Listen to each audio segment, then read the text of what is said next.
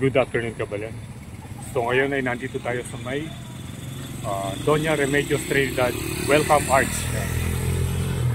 So kung tawagin din nila ito yung Friendship Arch ng DRT. So today is Sunday at ang oras ay 4:44 PM. So medyo late na tayo nakarating dito dahil may pinuntahan tayo somewhere in Angat Town. At dito yung daan natin pabalik dito sa may DRT.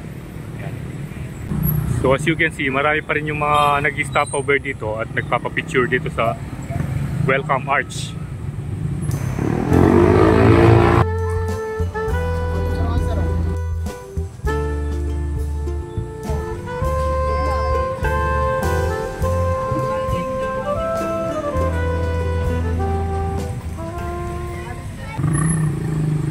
Ayan, kasi medyo umulan kanina eh. Pero buti na lang hindi natuloy yung malakas na pagbuhos dahil kanina kasi ang dilim-dilim ng kalangitan. At marami rin kumakain dito. At ito pala yung update dito sa may DRT logo. Bagong pintura siya. Ayan. Pinalitan yung pintura niya. Lapitan natin. Let's go.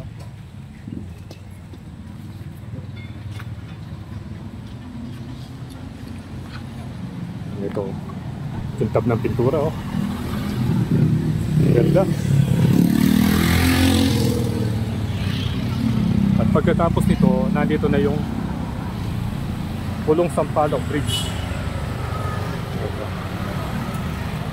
Ngayon ko lang nalaman yung pangalan pala nito, Pulong Sampaloc.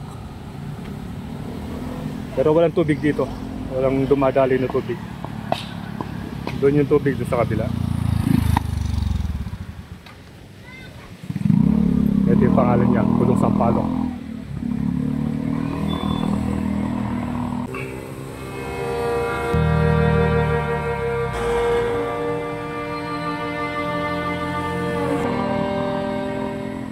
Malamang yung river na yun, ang pangalan Pulong Sampaloc River din. At marami nagpapapicture din dun sa may statue ni Mama Mary.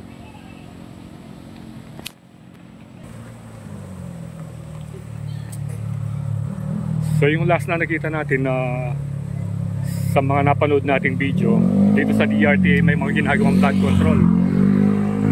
So nagtataka tayo kung bakit may flood control ngayon dito samantalang ilang beses na tayo dumaan dito hindi man nila ginagawa. So simula na pumutok yung issue tungkol sa mga katiwalian, tungkol sa mga flood control, ngayon ginagawa na nila. So subukan natin daanan yung mga flood control doon at para makita rin natin kung anong barangay ba o anong lugar dito sa DRT na ginagawa yung mga flood control project na yun. Ito pala yung statue ni Mama Mary. Tapos meron din park dito papunta dun sa view deck.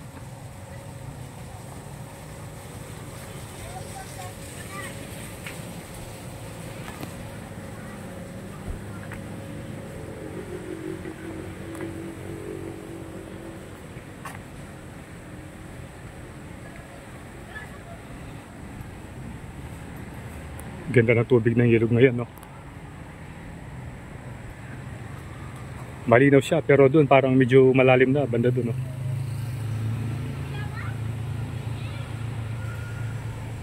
Last time tayong pumunta rito, I think nung summer, parang April yata yun. At hindi ganyan karami yung tubig na umaagos dito. Pero ngayon dahil nag-uulan, ayun, tingnan nyo. Mas ano na yung tubig, mas fresh na. Tingnan natin yung view deck.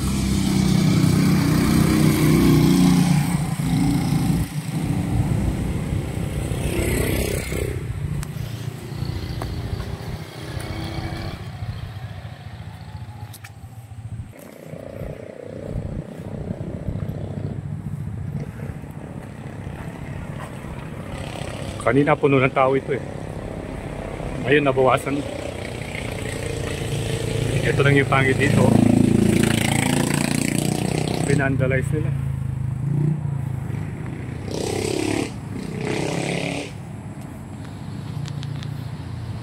Dito pala yung kadugtong ng view deck dito.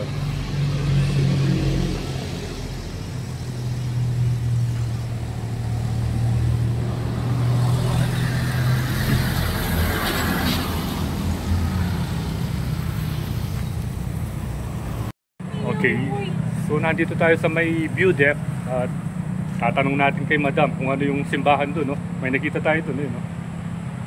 Siya lang daw mag-isang nag-ride. Hinihintay niya yung mga kasama niya. Inindian yata. Ano? Hindi dumating. So ano pangalan mo, Madam? Cheska lang. Ah, Cheska?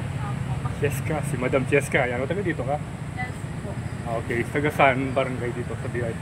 Sampalok lang din. Ah, Sampalok. Ito Sampalok na? Apo. Tapos yung sunod ka Machile. Yes po. O ayan, si Madam, oh.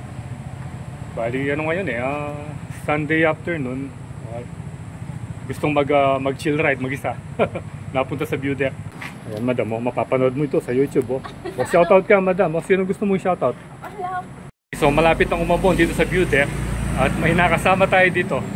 Ito, yung lovely couple na nag-chill ride. Kayo nung dalawa? Bali, taga-saan kayo, sir? May kawayan. May Kawayan. So, ano pangalan ni sir? Henry. Christopher. Ah, Christopher and then si Madam? Rowling po. Rowlin. Hindi nandito kayo or ano? Ngayon lang po. Ah, ngayon lang. Ngayon lang po. Ah, akala ko kasama yung grupo kanina. Parang yung kanina yung nakita ko yung estudyante rito, siya lang mag-isa. Inaantay niya yung mga kasama niya, hindi dumating. Bali, madalas kayo rito o ngayon lang? Ngayon lang. So taga May Kawayan kayo. So, once again, shout out kina Sir Christopher. Christopher and Madam? Rowling po. Ha? Rowling po. So shout out sa kanila. Thank you very much. Ha? Okay.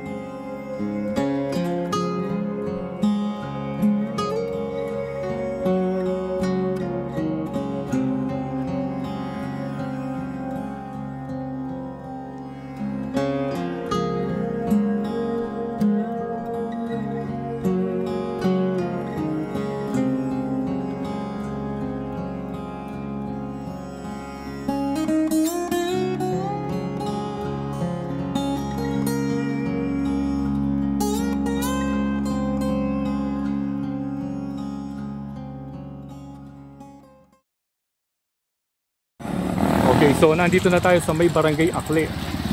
At yung nakikita nyo yung planta nyo, yun yung planta ng semento. Yung Eagle Cement yata. At ito yung sinasabi ko sa inyong flood control dito sa may Akle Bridge. Yan.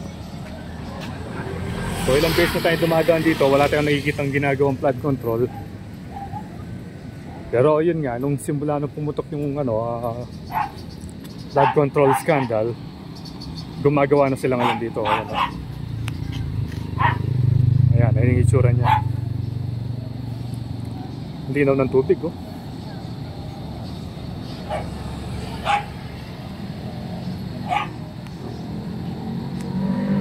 Ito yung slope protection. Bagong gawa pa lang, oh. Tapos may nakalagay na bakal, naka-hosli. At hanggang dun na yung natatapos nila. Pero hindi na natin mapalipad yung drone dahil medyo maambon at gabi na. At yun nga pala yung project details. Tingnan natin kung mabasa natin. Medyo malabo na. So importante dito, at least gumagawa sila ng project para pagdating ng panahon na biglang mag-overflow yung river dito ay magkakaroon ng proteksyon yung mga kabahayan malapit sa ilog. Ayan, o. So buti na lang medyo maliwanag pa. Meron pang isa tayong nakita dun sa may sigsag naman. Malapit na rin dito. Tignan uli natin yon para ma-update ko kayo dito sa mga ginagawang flood control project dito sa DRT Bulacan. Sayang lang umambon, sana mapaliparan natin, kaso delikado. Para makita natin kung hanggang saan na ba, kasi may paliko yung yung river, may paliko doon, no? Ito naman yung sa kabila. Yung sa kabila naman, ito matagal nang tapos ito. Kasi matagal na nakagawa yung yung retaining wall. So habulin natin habang medyo medyo maliwanag pa kung makikita natin yung isa pang flood control na ginagawa. One eternity later. Okay, gaya nga ng sabi ko kanina, kahit abutan tayo ng dilim, ayan, madilim na, oh. Ipapakita ko sa inyo itong flood control dito na ginagawa. Ito, kung makikita nyo, nandun yung mga backhoe. Meron pa dalawa ron, and then meron pa rito. Meron isa rito. Tignan natin. Mukhang maganda naman eh. Ang lapad ng ginagawa nila, oh. Ayan, oh. Maganda yung pagkakagawa. Solid, oh. Ito ang kapal ng yung retaining wall nila. Slope protection. Dati kasi wala man ito eh. Gaya nga nung sabi ko, no, pumutok yung mga flood control issue, biglang ginawa yung mga rito. Biglang nagkaroon ng mga project. Ayan, dati kasi bumabaha dito noon. Nung dumadaan tayo nakamotor. O, gumawa pa sila ng rito, ng steps. Ayan. So ito yung update sa mga flood control project dito sa DRT. Hindi ko lang alam kung anong barangay nang sumasakop dito. Parang barangay Kamachili na yata. Ayan, at least may ginagawang project. Malaking tulong ito para maiwasan yung pagbaha. Especially pag nag-overflow ito. Tabi pa mo ng tabi ng kabundukan. Siguradong malalakas yung agos ng tubig dito. Especially pag may bagyo. Okay, so dito ko natatapusin yung ating vlog.